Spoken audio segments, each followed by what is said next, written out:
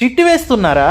అయితే ఈ video skip చేయొద్దు. ఎందుకంటే నేను 16 నెలల చిట్టి క్యాలిక్యులేట్ చేసి చూసినప్పుడు ఒక షాకింగ్ విషయం తెలిసింది. చెప్పు.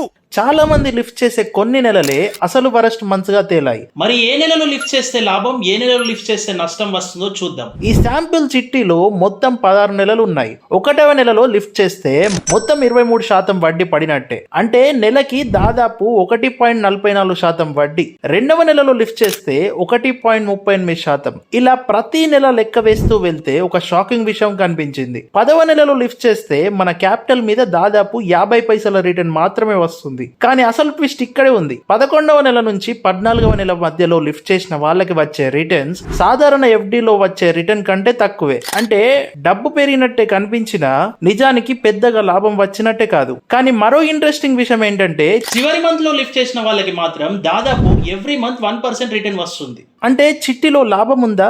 ఉంది. మరి నష్టం? అది కూడా ఉంది. కానీ అసలు గేమ్ చేంజర్ మీరు ఏ నెలలో లిఫ్ట్ చేస్తున్నారన్నది. చాలా మంది చిట్టి వేయడానికి ముందు ఎంత అమౌంట్ వస్తుందో మాత్రమే చూస్తారు. కానీ స్మార్ట్ పీపుల్ మాత్రం ఏ నెలలో లిఫ్ట్ చేస్తే మాక్సిమం బెనిఫిట్ వస్తుందో కూడా క్యాలిక్యులేట్ చేస్తారు. ఈ క్యాలిక్యులేషన్ చూసాక మీలో ఎవరైనా చిట్టి వేస్తే ఏ నెలలో లిఫ్ట్ చేస్తారో కామెంట్ చేయండి. మరి చిట్టి వేసే మీ ఫ్రెండ్ కి ఈ వీడియో తప్పకుండా షేర్ చేయండి. ఎందుకంటే ఈ ఒక్క క్యాలిక్యులేషన్ వాళ్లకు వేల రూపాయల డిఫరెన్స్ తీసుకురావచ్చు.